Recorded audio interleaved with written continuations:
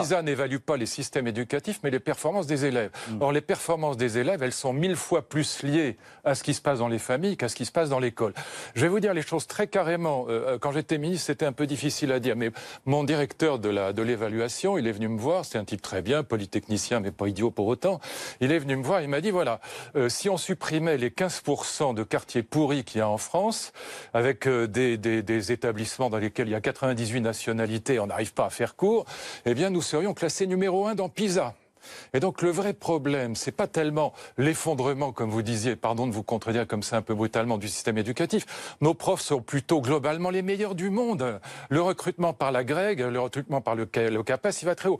Le problème, c'est ce qui se passe dans les familles. C'est les inégalités sociales, au fond, la différence. Pas seulement les inégalités sociales, mais le fait que vous avez en effet 15% d'établissements dans lesquels, mais je vous mets, vous, cher ami, dans un collège un peu compliqué du 9 cube, et vous ressortez en tutu dans le quart d'heure. C'est ça la vérité. Et les profs ne peuvent pas faire cours. Moi, je me souviens, par exemple, quand le lycée de Damary-Lélis avait brûlé.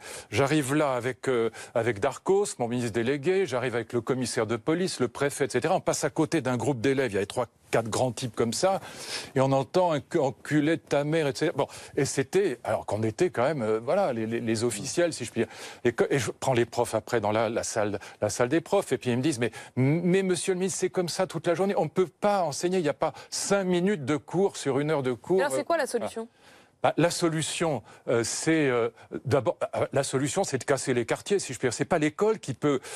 On peut pas. Mais faire comment on peut aider ces enfants, ces jeunes ? L'école ne peut pas résoudre les problèmes de la société. L'école ne peut pas résoudre les problèmes des inégalités. Est-ce que l'école n'a pas traditionnellement, justement, permis d'effacer, de gommer, ou en tout cas c'était l'idéal qu'on lui donnait, de gommer les inégalités ? Pas celle-là. Elle peut pas tout faire. Quand vous avez dans un lycée, on doit renoncer à gommer les inégalités. On peut pas quand il y a 98 nationalités. Qu'on ne parle pas bien le français, que tout ça est embrouillé partout, que les profs n'arrivent pas à faire cours.